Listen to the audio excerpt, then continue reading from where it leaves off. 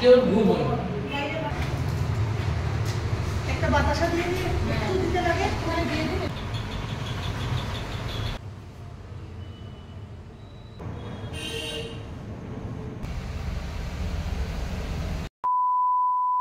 নমস্কার সবাইকে, wonder mover নতুন একটি ভিডিওতে সকলকে স্বাগত। আজকে বুধবার আর এখন সকাল 8টা, আর এখন থেকেই আজকের ভিডিওটা শুরু করলাম। ডোডো স্কুলে গেল, তাই ওকে স্কুল বাসে তুলে দিয়ে আসলাম। পুরো 8টায় ডোডো স্কুলের বাসটা চলে আসে। চলুন এখন রুমে যাই, অনেক কাজকর্ম আছে। এই যে সকাল টাইমটা এতটা তাড়াহুড়ো থাকে যে এই সময় কিচেনের অবস্থাটা একদম খারাপ হয়ে থাকে। খুব তাড়াতাড়ির মধ্যেই তো সমস্ত কাজকর্ম করতে হয়। ডোডো খেয়ে যাবে, সেই সমস্ত খাবার তৈরি করতে হয়, ওর স্কুলের টিফিন রেডি করতে হয়। তারপর ও যখন স্কুলে চলে যায়, তারপরে ঠিক এইভাবেই আমি আমার রান্নাঘরটাকে আবার পরিষ্কার করে নিই। অন্যান্য দিন তো ডোডো যখন সকালে স্কুল যায় তখনই আমাদের ব্রেকফাস্টটা একেবারে আমি রেডি করে নিই, কিন্তু আজকে তো ও ম্যাগি নিয়ে গেছে, তাই আজকে আর ম্যাগি একসাথে বানাইনি। ডোডোকে বানিয়ে দিয়েছি, ও নিয়ে গেছে। আবার অজয় যখন ব্রেকফাস্ট করবে তখন ওকে গরম গরম বানিয়ে দেবো, কারণ ম্যাগি বানিয়ে রাখলে তো পরে টেস্টটা একদমই অন্যরকম হয়ে যায়, খেতে ভালো লাগে না। সেই জন্য আজকে আবার একটু তাড়াও আছে, জানেন তো, ঘরের সমস্ত কাজগুলো একটু তাড়াতাড়ি করেই করব। আমাদের ফ্ল্যাটের 4th ফ্লোরে একজন কাকু আর কাকিমা এসেছেন। আজকে তাদের ফ্ল্যাটের গৃহপ্রবেশ, তাই সেখানেই সকাল সকাল উনি যেতে বলেছেন পুজোর সমস্ত কিছু জোগাড় করতে। তবে আমি ওনাকে বলেছি, আমার ছেলে তো সকালে স্কুল যায়, আমি তো একদম সকালে যেতে পারবো না, তবে যত তাড়াতাড়ি সম্ভব আমি যাব। এই উইকডেজগুলোতে না, সত্যি কথা বলতে সকালবেলা আমার কোথাওই যাওয়া হয় না। আমি সকালের কোনো প্রোগ্রামই রাখি না, আর যদিও বা কোনো সময় হয়তো রাখতে হয়ও, তাহলে হয়তো সেদিন ডোডোর স্কুল অফ হয়ে যায়। কারণ সকাল টাইমটা আমার খুবই হেক্টিক থাকে, খুব একটা বিজি শিডিউলের মধ্যে দিয়ে আমাকে যেতে হয়। তাই সকাল টাইমটা আমি কাউকেই কোনো রকম কথা দিতে পারি না। দেখতে দেখতে আমরাও এই ফ্ল্যাটে এসেছি প্রায় 2-2.5 মাস হয়ে গেল। সময় যে কিভাবে কেটে যায়, আজকে না ভীষণ মনে পড়ছে সেই দিনটার কথা। কত খাটনি, কত পরিশ্রম, কত কাজের মধ্যে কাটিয়েছি সেই সময়টা। নতুন বাড়িতে আসবো, নতুন বাড়ি গৃহপ্রবেশ হবে, এই নিয়ে কত আনন্দই না তখন মনের মধ্যে চলছিল। আর আজকে সেখানে দেখতে দেখতে 2.5 মাস প্রায় হয়েই গেল আমরা এখানে এসেছি। আর তার সাথে সাথে কিন্তু আপনাদের সঙ্গে আমার পরিচয়েরও প্রায় 2.5 মাস মতন হয়ে গেল। এইখানে আসার পরেই তো আপনাদের সঙ্গে আমার পরিচয় হয়েছে, আপনারা আমাকে চিনেছেন, আপনাদেরকে আমি এত ভালোভাবে জানতে পেরেছি। আমাদের বন্ধুত্বের সম্পর্কের, আমাদের ভালোবাসার সম্পর্কেরও কিন্তু 2.5 মাস কমপ্লিট হলো। আমি কখনো ভাবিনি যে আমার ভিডিওর মাধ্যমে এত মানুষগুলোকে, এত ভালো ভালো মানুষগুলোকে আমি আমার কাছে পাবো। এইভাবে আপনারা আমার সঙ্গে জড়াবেন, আমাকে ভালোবাসবেন, আমার ভিডিওতে এত ভালোবাসা দেবেন, আমি সত্যি কখনো ভাবিনি, বিশ্বাস করুন। তবে একটাই অনুরোধ আপনাদের কাছে, এইভাবেই আমার পাশে থাকবেন, আমাকে ভালোবাসা দেবেন, আমাকে সাপোর্ট করবেন, যাতে আগামী দিনে আমি আপনাদেরকে আরও ভালো ভালো ভিডিও উপহার দিতে পারি। আজকে যেহেতু দুপুরবেলা রান্নাবান্নাও নেই, ওই কাকু কাকিমাদের ফ্ল্যাটেই দুপুরবেলা নিমন্ত্রণ রয়েছে, তাই ভাবলাম ঘরের কয়েকটা টুকটাক জিনিস একটু পরিষ্কার করে নিই চটপট করে। ঘর বাড়ি পরিষ্কারের কাজ তো রোজই করতে থাকি, কিন্তু যেদিনকে রান্নাবান্নাটা থাকে না, সেদিনকে মনে হয় একটু ভালো করে পরিষ্কার করা যায়, হাতে একটু বেশি সময় নিয়েও কাজটা করা যায়। তবে আজকে খুব একটা হাতে সময় নিয়ে করব না, কারণ ওই যে বললাম ওপরে পুজো আছে। তবে জানেন তো, আমার শ্বশুরমশাই সকাল থেকে ওই কাকু কাকিমাদের হাতে হাতে কাজ করছে। শুধু একটাই সমস্যা, 4 তলায় তো এখনও লিফট হয়নি, তাই ওঠা নামার প্রচণ্ড কষ্ট। আমাদের এই ফ্ল্যাটে আমরা যে কজন ফ্যামিলি মেম্বার আছি, আর আরেকটা ফ্যামিলি মেম্বার এখানে থাকে, মানে আমাদের ওপরেরটায়, মানে 3rd ফ্লোরে, তারা ছাড়া বাদবাকি এখানে যারা যারা ফ্ল্যাট কিনেছে তারা কেউই কিন্তু এখানে থাকবেন না। মানে মাঝে মধ্যে যখন এখানে ঘুরতে আসবেন তখন এখানে থাকবেন। আজকে যে কাকু কাকিমাদের কথা বলছি, মানে যাদের ফ্ল্যাটে পুজো, তারাও কিন্তু এখানে থাকে না, তারা থাকে আগরতলায়। তারাও মাঝে মধ্যে এখানে ছুটি কাটাতে আসবে, নইলে তাদের ফ্ল্যাটও ওই রকম বন্ধই থাকবে। 3rd ফ্লোরেও যে 2টো ফ্ল্যাট আছে, সেখানেও একজন বড়দাতে থাকে, আর একজনও এরকমই দূরে কোথাও থাকে।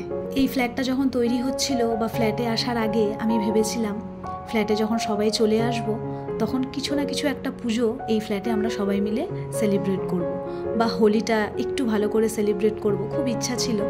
কিন্তু কেউ তো থাকেই না, হয়তো সেই ইচ্ছেটার পূরণও হবে না। আমার বাবার বাড়ির ফ্ল্যাটে যেমন খুব বড় করে সরস্বতী পুজো হয়, আবার অনেক ফ্ল্যাটে আমি দেখেছি দুর্গা পুজো হয়, তাই আমারও একটা মনে মনে এরকম ইচ্ছা ছিল। যাই হোক, কথা বলতে বলতে অনেক কাজ সারলাম। 2 দিন ধরে অনেক জামা কাপড় কেচেছিলাম, সেইগুলো পুরো বিছানা জুড়ে ছিল। আজকে ওইগুলো ভাঁজ করে বিছানাটা খালি খালি লাগছে। ভেবেছিলাম বেড কভারটা চেঞ্জ করে দেবো, তারপর ভাবলাম থাক, নোংরা হয়নি, কারণ এই ঘরে তো আমরা শুইও না, আর ডোডো না এখন এই ঘরে পড়েও না, ও ছোটো ঘরটাতেই চলে যায় পড়তে, তাই ওই ঘরটা আমার খুব একটা বেশি নোংরা হয় না, তাই বেড কভারটাও পরিষ্কারই থাকে। ঘরে যতটুকু যা পরিষ্কার করার মোটামুটি করেই নিয়েছি। এখন রুমগুলোতে ডাস্টিংয়ের কাজ ভালো করে পোছা লাগিয়ে নেব। আমার আগের ভিডিওতে আমাকে একজন কমেন্ট করেছে, আমি তার চ্যানেলের নামটা সঠিক উচ্চারণ করতে পারছি না, যাই হোক, আপনার কি মেড নেই? তো না, আমার কোনো মেড নেই। আমি এখনও যেহেতু নিজেই সমস্ত ঘরের কাজ করতে পারছি, আমি এখনও সক্ষম আছি, তাই ঘরের কাজগুলো আমি নিজেই করি, আর আমার ভালো লাগে। আমার ঘর দুয়ার গোছাতে, ঘরের কাজগুলো নিজের করতে বেশি ভালো লাগে। তবে হ্যাঁ, যখন আমি করতে পারবো না তখন তো আমাকে মেড রাখতেই হবে, কিন্তু এখন করতে পারছি তাই আর মেড রাখিনি। যাই হোক, স্নান করে নিয়েছি, পুজোও হয়ে গেছে, আর তার মধ্যেই দেখুন কালকে রাতে আমি একবার মুখ দিয়ে শুধু এই গাছটার কথা বলেছিলাম, আর আজকে সকালেই নিয়ে হাজির হয়েছে। এইগুলোকে হয়তো রেন লিলি বলে, যতটুকু আমি জানি। আমার ভীষণ ভালো লাগে এই গাছগুলো, তাই কালকে একবার বলেছিলাম যে এই গাছগুলো আনলে পরে ভালো হয়, তাই আজকে একটা পেয়েছে, নিয়ে এসেছে। চলুন তাহলে ওপরে যাওয়া যাক, অনেকটা দেরিও হয়ে গেল। যতদূর সম্ভব ব্রাহ্মণ হয়তো এসে পুজো শুরুও হয়ে গেছে। আমরা তো সেকেন্ড ফ্লোরে থাকি, আর ওই কাকু কাকিমারা ফ্ল্যাট নিয়েছে 4th ফ্লোরে। চলুন এখন সিঁড়ি ভেঙেই যাই, আর তো কোনো উপায় নেই। এই যে এইটা হলো 3rd ফ্লোর। এই যে সোজাসুজি ফ্ল্যাটটা দেখছেন, এটা এখনও সোল্ড আউট হয়নি, আছে। এটাতে তো লোক থাকেই, আর এটাও মনে হয় এখনও বাকি আছে বিক্রি হওয়া। তাছাড়া সমস্তটাই ফ্ল্যাট এখানে বিক্রি হয়ে গেছে। আর এই কাকু কাকিমাদের ঘরে আজকে গৃহপ্রবেশ। চলুন ভেতরে যাই। আসার পরে এখানে আমি কিছু ক্লিপ নিতে ভুলেই গেছিলাম, যে পুজো হচ্ছিল, ভুলেই গেছি। তো এই দেখুন পুজো এখানে হয়ে গেছে, আর এই কাকু কাকিমারা তো অনুকূল ঠাকুরের দীক্ষিত, তাই এখানে ওনাদের গুরুদেব আরও বাদবাকি কিছু ঠাকুর রেখেছেন। এই যে পুজো শেষ হয়ে যাওয়ার পরে এখন আমি সিন্নিটা নিয়ে বসেছি। আমি বললাম যে দাও কাকিমা, আমি সিন্নিটা মেখে দিই। আমার ফ্ল্যাটে যখন পুজো হয়েছিল তখন তো আর আমি পারিনি, তখন তো আমি নানা রকম কাজে ব্যস্ত ছিলাম। সিন্নিটা আমার শাশুড়ি মা মেখেছিল, তাই এখানে বসে সিন্নিটা মেখে দিচ্ছি। আর আমার পাশে যাকে দেখছেন, সে হচ্ছে 3rd ফ্লোরে থাকে। ভীষণ ভালো, জানেন তো মানুষগুলো।